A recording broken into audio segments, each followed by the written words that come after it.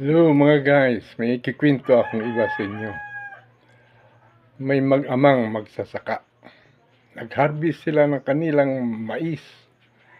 At malaki-laki ang kinita dahil ibininta nila sa merkado.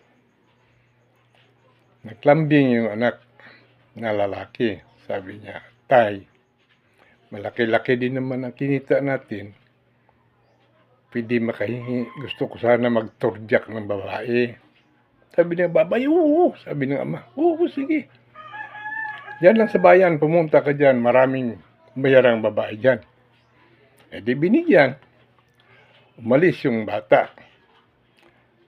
Maya-maya, bumalik. Sandali lang, mga ilang oras lang.